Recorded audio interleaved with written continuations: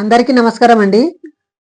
యేసుక్రీస్తు దేవుడు అని ఎవరైతే నమ్ముతుంటారో క్రైస్తవులు, వాళ్ళు తప్పకుండా మీరు ఈ వీడియో చూడాలి. ఎందుకంటే యేసుక్రీస్తు లోపట, ఆయన లోపట ఒక దేవుని గుణగణాలని కనబడవు. దయచేసి వీడియోని ఫస్ట్ నుండి లాస్ట్ వరకు చూడండి. అప్పుడే మీకు పూర్తి ఇన్ఫర్మేషన్ దొరుకుతుంటది. ఈ వీడియో చేయవలసిన ఉద్దేశం ఏమిటంటే, హిందూ సోదరులకు మత మార్పిడి చేస్తున్నారు క్రైస్తవ సోదరులు వచ్చి. కాబట్టి ఎవరైనా మీరు కొత్తగా క్రిస్టియనిటీలో కన్వర్ట్ అయితే జాగ్రత్తగా ఈ వీడియోని ఫస్ట్ నుండి లాస్ట్ వరకు చూడండి. అప్పుడే మీకు పూర్తి ఇన్ఫర్మేషన్ దొరుకుతుంది. ఎందుకంటే యేసుక్రీస్తు నిజమైన దేవుడు, లోకరక్షకుడు అని జనాలకు చూపిస్తుంటారు. ఆయనలో కొన్ని మంచి క్యారెక్టర్లు ఉండొచ్చు, కానీ ఆయన సమాజానికి ఏమని చెప్పిండు, జనాలకి ఏమని చెప్పిండు, అన్నదమ్ముల మధ్య ఎలా ఉండాలని చెప్పిండు, తల్లిదండ్రుల మధ్య ఎలా ఉండాలని చెప్పిండు, యేసుక్రీస్తు చెప్పిన మాటలని ఈరోజు మీకు వినిపిస్తానండి. అవి కూడా బైబిల్లోకి వెళ్ళి వినిపిస్తా. బైబిల్లోకి వెళ్ళి లేనిది మాత్రం నేను ఏమి చెప్పానండి. చూడండి, మత్తయి సువార్త 8వ అధ్యాయము 22వ వచనంలో అక్కడ ఒక సంఘటన జరుగుతుందండి. ఒక కుమారుడు అంటే తండ్రి చనిపోతాడు. తండ్రి చనిపోతే ఆ చనిపోయిన వాని కొడుకు యేసుక్రీస్తుకు శిష్యుడు ఉంటాడు. అప్పుడు అతన్ని వచ్చి యేసుక్రీస్తుకు అంటాడు, చాలా బాధపడి చాలా వేదన పడుతూ, అయ్యా ఏసయ్యా, మా తండ్రి చనిపోయిండు, మరి మా తండ్రిని పాతి పెట్టొస్తా అంటున్నాని అన్నాడు. అప్పుడు యేసుక్రీస్తు ఏమనలే, మీ తండ్రిని ఎందుకు పాతి పెట్టొస్తావు, నేనుండా కదా, నీ తండ్రి నేను బతికిపిస్తా అంటే అనలే కదా. ఈ యేసు ప్రభు ఏమంటాడు, జాగ్రత్తగా ఆలోచించండి, నేనే జీవమును, నేనే సత్యమును, నేనే మార్గమును అంటాడు. జీవం తన లోపట ఉండదంట. చూడండి, తన లోపట జీవం ఉన్న మీనికి నీవు నా శిష్యుడవు కదా, నేను నీ తండ్రికి జీవం ఇస్తా అని అనలే కదా.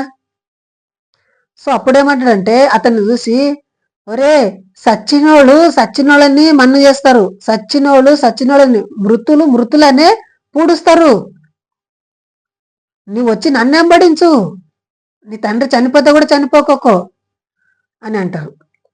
నిజంగా సొంత కుటుంబంలోగిన ఈ బాధ కలిగితే ఎలా ఉంటది?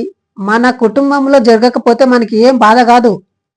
ఎదుటి వ్యక్తి వచ్చి మనకి ఏమైనా కష్టమైన మాట, బాధాకరమైన మాట, ఆ కుటుంబ సమస్యలు చెప్పినప్పుడు మనం రెస్పాండ్ అవ్వాలి. వాళ్ళని గురించి రెస్పెక్ట్ ఇచ్చి, ఎలా జరిగింది అంటే నాని వాళ్ళ కష్టంలో మన కష్టం పాలిభాగస్తులు అయ్యి వాళ్ళని ఓదార్చే ప్రయత్నం మనం చేయలే. ఇక్కడ యేసుక్రీస్తు ఓదార్చే ప్రయత్నం చేయకొచ్చిన ఏమంటున్నాడు, సచ్చినోళ్ళనే మన్ను చేసుకుంటారు, సచ్చినోళ్ళనే పూడుస్తారు, నీ వచ్చి నన్ను వెంబడించి అంటాడు. చూడండి, ఈ యేసుక్రీస్తు ఎప్పుడు కూడా తన సొంత తండ్రిని అంత్యక్రియలు చేయలేదు. సొంత తల్లిని కూడా నా తల్లి అంటే నన్ను కూడా పిలవలేదు. ఉదాహరణకు ఒక రోజు ఒక ఇంటిలో మీటింగ్ జరుగుతుందండి. ఆ మీటింగ్ లో యేసుక్రీస్తు తల్లిదండ్రులు బయట ఇలా పడతాడు, యేసుక్రీస్తు ప్రీచింగ్ చేస్తుంటాడు, సువార్త చెప్తుంటాడు. అప్పుడు అంటారు, యేసయ్య నీ అన్నలు, నీ సోదరులు, నీ తల్లి వచ్చి బయట ఇలా పడ్డది అంటారంటే యేసుక్రీస్తు ఏమంటాడు, ఎవరు నా తల్లి, ఎవరు నా తండ్రి, నాకు ఎవరు తల్లి లేదు, తండ్రి లేరు, మీరే నా తల్లిదండ్రులు అని ఇన్సల్ట్ చేస్తాడు. సొంత తల్లిని మనం మా తల్లి కావాలంటే అంటామా మనము? అనము. దయచేసి ఆలోచించండి, బైబిల్లో ఉన్న రియాలిటీ మనం తెలుసుకునలే. నాకు కూడా కొన్ని సంవత్సరాల క్రితము మత మార్పిడి చేసి ఉండ్రి, నన్ను ఇంత ట్రాన్స్లో దింపి ఉండ్రంటే, చాలా ట్రాన్స్లో నా తల్లిని నిడిచిపెట్టింటి, నా తండ్రిని నిడిచిపెట్టింటి, నేను అందరినీ, ఇప్పుడు నా తోడబుట్టిన తమ్ముడు కూడా మేమంటే పడదు అతనికి. ఎందుకంటే అతను అప్పుడు క్రిస్టియనిటీలో ఉంటాడు, అతను సెపరేట్గా ఉంటాడు నా తమ్ముడు. కానీ నా తండ్రి చనిపోయాడు కాబట్టి నేను తెలుసుకున్న నిజం. ఎందుకంటే నా తండ్రి నాకు అంటుండే, నేను అప్పుడు క్రిస్టియానిటీలో ఉంటే కదా, అప్పుడు నా తండ్రి నాకేమంటుండంటే, అరే నీవు క్రిస్టియానిటీలో కన్వర్ట్ అయినావు, నీకు నా ఆస్తిలో చిల్లి గవ్వ కూడా ఇయ్యను అంటుండే నాకు. అంటే నాయన నువ్వు వద్దు, నీ ఆస్తిలో నాకు ఇవ్వద్దు, నాకు యేసయ్య ముఖ్యము, యేసయ్య నాకు జీవం అని చాలా బాధపడేవాడిని. నా తండ్రికి నోరిచ్చావు కాబట్టి అన్నాడు అంటున్నాని అనుకునేవాడిని. నా యేసుక్రీస్తు నమ్ముకున్నప్పుడు నా తల్లిదండ్రులు నేను చాలా దుఃఖపరిచిన. చూడండి, ఈ రోజులో మా అమ్మని అమ్మ అని పిలిచినంటే ఆమె జీవిత కాలం అంటే ఆ దినమంతా ఒక సంతోషకరమైన దాంట్లో ఉంటది. ఒక మర్యాద, ఒక నీ నోటి మాట ఎదుటి వ్యక్తికి యా విధంగా ఉంటుంది. నీ నోట్లకెళ్ళి వచ్చే మాట ఎదురు వ్యక్తులకు కోపం పుట్టిస్తుందా, రోసం పుట్టిస్తుందా, ఏం పుట్టిస్తుంటది? చూడండి, యేసుక్రీస్తు ఆ రోజు మాట అన్నాడంటే ఏం మాట అన్నాడు? అరే మృతులని పాతి పెట్టుకుంటారు, నువ్వొచ్చి నన్ను వెంబడించు అని అంటాడు. మళ్ళా మరియా మార్తమ్మ దగ్గర వచ్చి వాళ్ళ దగ్గర వచ్చి మళ్ళీ బతికిపిస్తాడు. చూడండి, మరి ఇక్కడనేమో అతన్ని పాతిపెట్ట అన్నాడు, అక్కడ వాళ్ళని బతికిపించిండు. యోహాను సువార్త 11వ అధ్యాయంలో ఉంటది.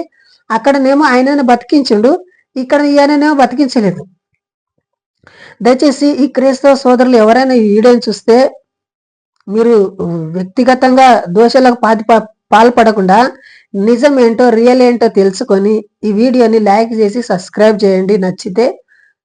సో హిందూ సోదరులు ఎవరైనా ఉంటే నాకు చాలా సపోర్ట్గా ఇవ్వడండి. ఎందుకంటే చాలా మంది అమాయకమైన ప్రజలు మన హిందూ సోదరులు ఈ మహమ్మారి అయిన ఈ క్రిస్టియనిటీలో కన్వర్ట్ అయ్యి సమాజానికి దూరం అవుతున్నారు. సో మా ఊళ్ళో అండి ఒక సోదరుడు ఉండడు. అతను ఏమైందంటే తల్లిదండ్రులను వదిలిపెట్టి యేసుక్రీస్తుని నమ్ముతున్నాడు. ఆయన ఏమంటాడు అంటే, నేను ఒకప్పుడు తాగుబోతుంటే తిండిపోతుంటే ఇప్పుడు యేసయ్య నన్ను మార్చిండు అంటున్నాని అతను అంటున్నాడు. తల్లిదండ్రులకు పోయి అడిగితే ఏమంటాడు, మీ అబ్బాయి ఇలా సాక్ష్యం చెప్తున్నాడు కదా అంటానంటే, ఓడు ఒట్టి పనికి మళ్ళాడు, ఎక్కడ అయితే అక్కడ ప్రార్థనకి వెళ్తాడు, మా మాటని విన్నాడు అంటున్నాని తల్లిదండ్రులు అంటున్నారు. దయచేసి మనం అటు కాకుండా ఇటు కాకుండా మధ్యలోనే కన్ఫ్యూజ్ అవుతుంటాము. మనం కన్ఫ్యూజ్ వైపు నడిపిస్తుంటది. మనం ఒకప్పుడు హిందువులుగా ఉండమంటే హిందువులుగానే ఉండాలి. ఒకవేళ ನೀವು క్రైస్తవులుగా ఉంటే క్రైస్తవులుగా ఉండండి. దేవునికి అంత తెలివి లేకుంటదే. ఇప్పుడు పుట్టించాలంటే క్రైస్తవ కుటుంబాలనే పుట్టించేవాళ్ళు కదా మనలాని. మనం ఎందుకు మతం మారడము?